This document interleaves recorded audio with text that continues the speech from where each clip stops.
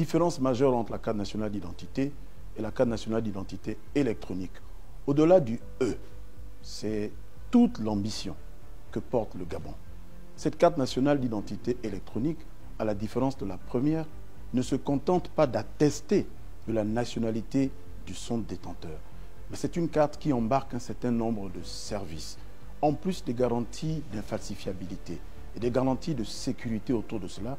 À travers une dynamique d'interopérabilité, cette carte nationale d'identité électronique va embarquer de nombreux services de l'administration. C'est le projet, c'est le rêve, c'est l'ambition du e-service. Qu'est-ce à dire? Tout ce qui est permis de conduire, tout ce qui est information registre du commerce, information fiscale, information liée aux services sociaux. Ça, c'est le domaine public, tout autant que le domaine privé. Donc, tout ce qui est banque, assurance, toutes ces informations, par le mécanisme d'interopérabilité, pourra être contenu dans la carte nationale d'identité électronique. La carte nationale d'identité simple était simplement un document qui attestait de la nationalité de son détenteur. Là, outre le fait d'attester, cette carte embarque ces services qui vont faciliter le Gabonais dans ses démarches vis-à-vis de l'administration. C'est vrai que certaines pièces semblent difficiles à produire, mais c'est le prix à payer pour que nous ayons entre les mains un titre qui soit sécurisé, un titre qui soit fiable. Fini les contestations sur le questionnement de certains individus qui n'auraient pas la nationalité gabonaise. Fini les interrogations, le questionnement sur certains individus dont la date de naissance ne serait pas la bonne.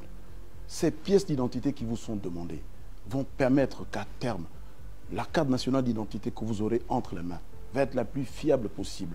Elle va donner lieu à une liste électorale qui sera elle aussi de moins en moins contestée. Parce que nous aurons mis un soin particulier à d'abord authentifier les pièces qui vont être présentées, mais surtout à faire en sorte qu'une fois que vous l'aurez, les services auxquels vous aurez accès, vous aurez droit d'y avoir accès. L'acte de naissance qui est demandé. Les services ont besoin de s'assurer que l'acte de naissance que vous présentez n'est pas un faux. Parce que oui, il y a des actes de naissance falsifiés. Donc nous voulons mettre un terme à cela. C'est l'ambition, c'est le projet de l'État civil national, ce vaste projet. Donc regardez ce que nous visons à terme.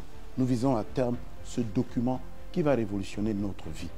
C'est vrai, le décret de naturalisation est demandé. Mais pourquoi il est demandé?